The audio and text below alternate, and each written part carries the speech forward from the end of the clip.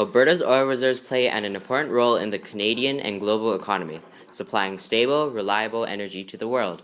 Oil sand is a naturally occurring mixture of sand, clay, and other minerals. Water and bitumen is a heavy and extremely viscous oil that must be treated before it can be used by refineries and produce usable fuels such as gasoline and diesel. Bitumen is so viscous that at room temperature it acts like cold molasses. A variety of treatment methods are currently available to oil sands producers, and new methods are put into practice as more research is completed and new technologies developed. Oil sands can be found in several locations around the globe, including Venezuela, the United States, and Russia.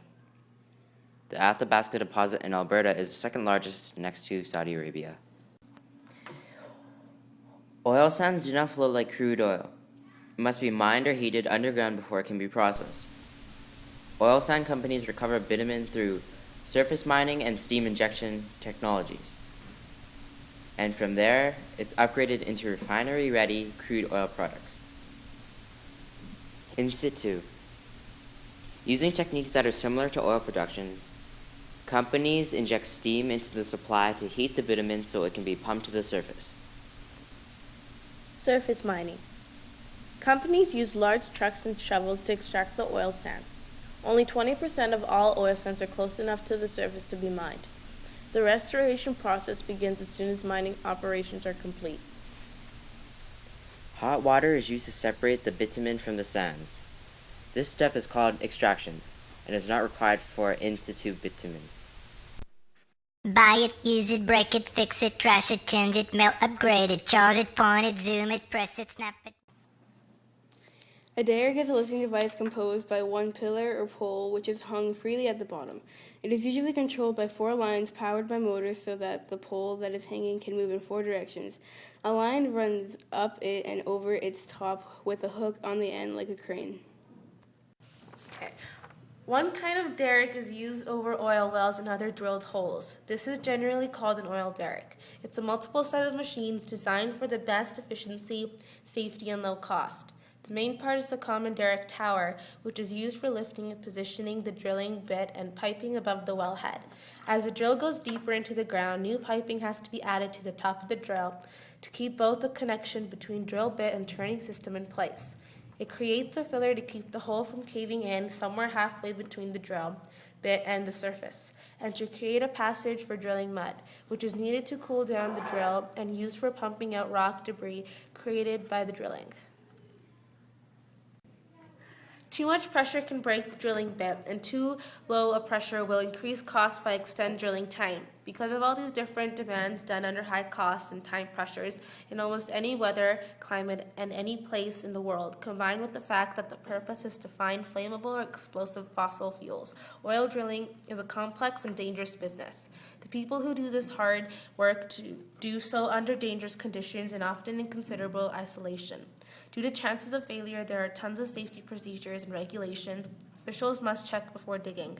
All the works are journeymen before starting at the beginning once they are hired for the job.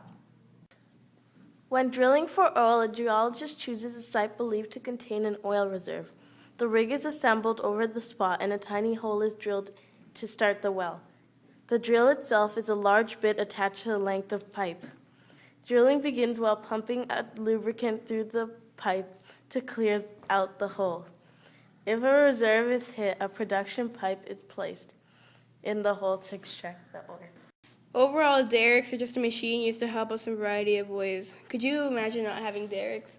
People would have to dig into the ground with shovels. That would result more labor, less oil to power your cars, or maybe the gas prices would go higher. Derricks make our lives easier and have us living a good life because we don't have to walk around everywhere we go.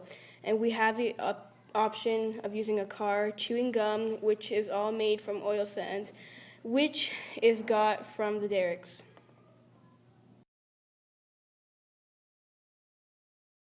During the process of separation from the tar sands, large amounts of water are mixed with the sand, and once the oil has been removed, the leftover mixture of water, sand, clay, and residual bitumen, known as tailings, has to be stored in a stable location so that the solution can settle and separate. The storage facilities are known as tailing ponds. Each cubic meter of bitumen extracts result in 3 to 5 cubic meters of tailings that need to be stored. The tailing ponds are so enormous they can be seen by the naked eye from outer space.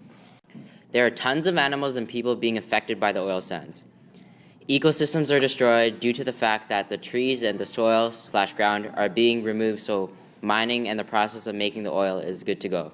Animals constantly go into the tailing pond, which then kills them.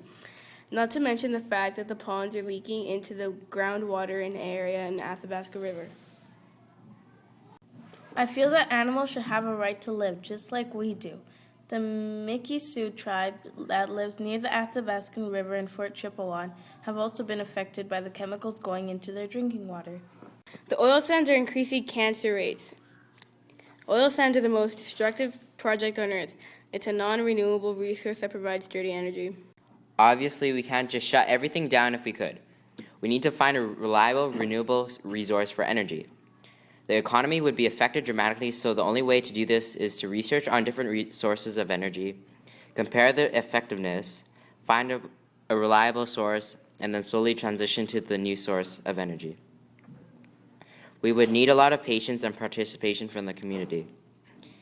If you think you can't help, then you're wrong. Lowering your ecological footprint would be a great start.